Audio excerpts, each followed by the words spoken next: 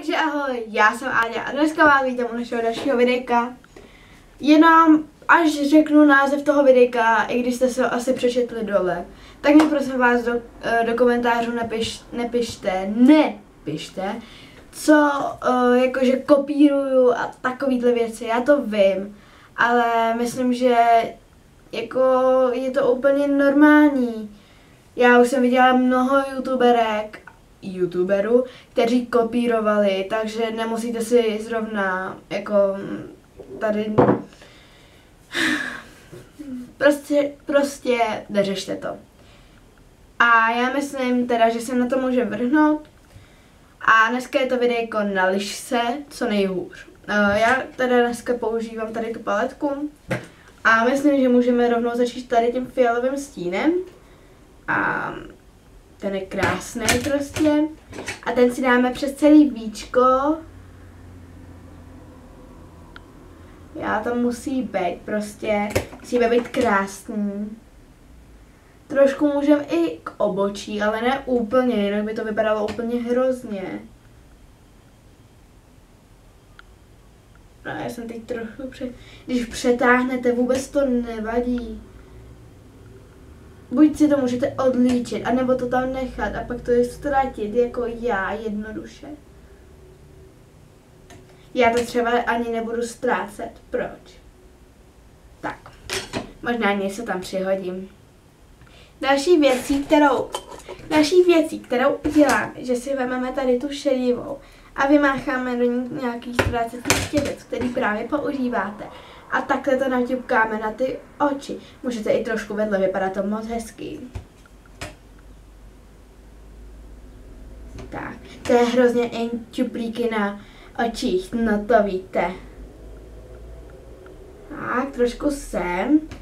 Teď si vezmeme ještě trošku a to dáme takhle pod oko. Musíme trošku zvýraznit ty kruhy pod těma očima. Pak si vezmeme tady tu hnědou, taky tím štětečkem. A tu hezky takhle dáme sem na to obočí, aby to nějak vypadalo, že? Nechceme vypadat jako blázni. Pak si vezmu ještě tu bílou, tu úplně první. A to si dám takhle taky na obočí, aby nám to úplně zvýraznilo.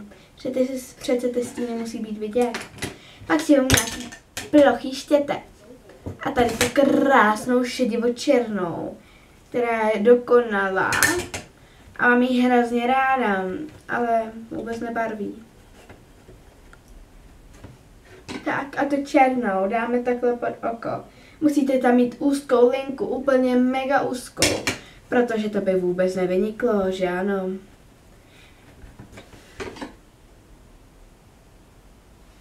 To by bylo fakt hodně blbý. Kdybyste to měli třeba úplně někde tady, prosím vás. No, nádhera. No, co uděláme jako další? Si vezmeme černou tušku a dáme si ji hezky, aby nám zmenšily oči. Nezapomeňte to dát úplně přesně, protože to musí být holky. No. Nezapomeňte se taky tušku pořádně neořezat, protože s tou to jde úplně nejlíp.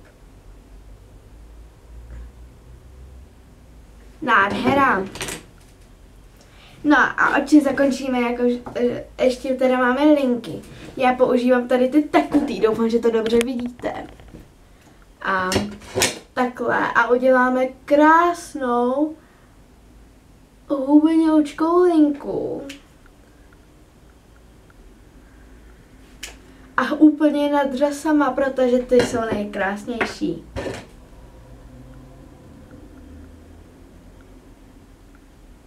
Když se vám jedno nepovede, nevadí. Můžete to tak nechat.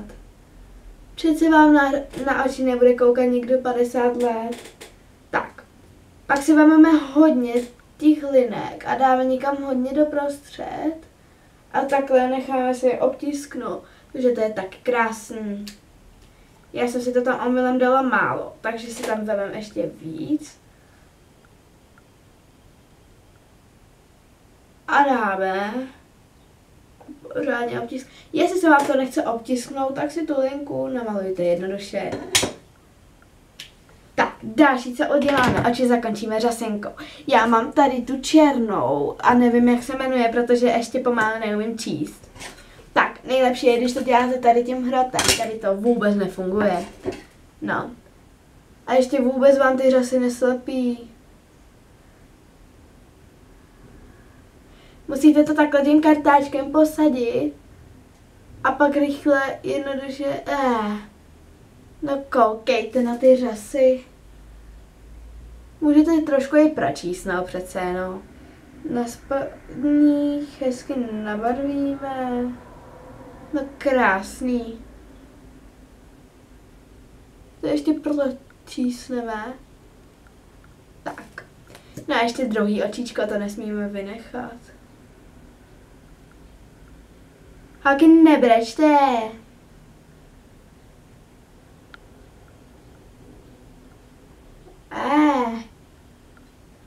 Tak, zase to pročísneme až nahoru, že ano. Tak. Hlavně nezapomeňme i na ty dolní řasy. A já jsem se rozhodla, aby jsem řasy měla hodně výrazné, že použiju ještě jednu řasenku, která je taková krásná zlatá. Doufám, že ji dobře vidíte.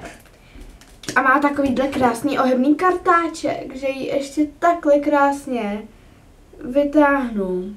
Ty řasy fakt protáhne. Tak, já myslím, že jsme už hotoví. Make-up ani nemusíme nanášet. Teď si vezmeme tvářenku. Tvářenku volím tady tu, která je dokonalá. A pořádně to tam vymácháme. Teď hrozně letí marfuši. Jo. A ty tváře pomalu uděláme takový hezký kolečka. To asi všichni znáte, ne? Tak.